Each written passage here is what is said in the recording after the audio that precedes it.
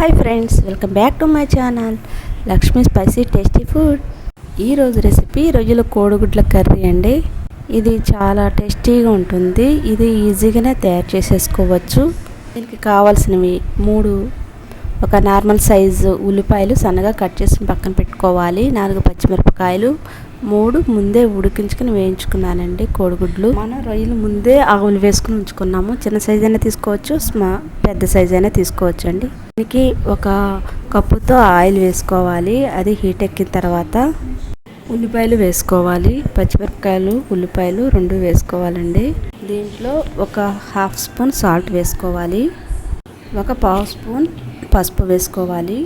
ఇది ఒకసారి మిక్స్ చేసుకుని మూత పెట్టుకోవాలండి. ఇది బాగా మగ్గనివ్వాలి. ఇదంతా హై ఫ్లేమ్లోనే చేసుకోవాలండి. ఇలా మగ్గిన తర్వాత మనం ఈ రొయ్యలు వేసుకోవాలి. రొయ్యలు ఒక 5 మినిట్స్ వేయించుకోవాలి. ఇది వేగిన తర్వాత దీనిలో ఒక స్పూన్ అల్లం వెల్లుల్లి పేస్ట్ వేసుకోవాలండి. ఇది పచ్చివాసన పోయేంత వరకు వేయించుకోవాలి. దీనిలో 2 స్పూన్స్ కారం వేసుకోవాలి. 1.5 గ్లాస్ వాటర్ పోసుకోవాలి.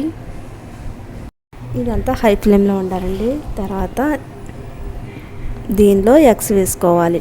మనం ముందే వేయించుకున్న ఎగ్స్ వేసేసుకోవాలి. బాగా దగ్గరికి వచ్చే వరకు ఉడికించుకోవాలి. దీంట్లో ఒక స్పూను మసాలా వేసుకోవాలి. ఇది ఆయిల్ తేలేంత వరకు ఉంచుకోవాలండి. ఇది లో ఫ్లేమ్లో పెట్టుకోవాలి. ఇలా ఆయిల్ తేలిన తర్వాత బాగా దగ్గరికి ఉడికిన తర్వాత కట్టేసుకోవాలి.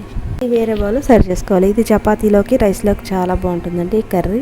ఈ వీడియో కనుక మీకు నచ్చినట్లయితే లైక్ చేయండి, షేర్ చేయండి, కామెంట్ చేయండి. Please subscribe my channel. Thank you for watching.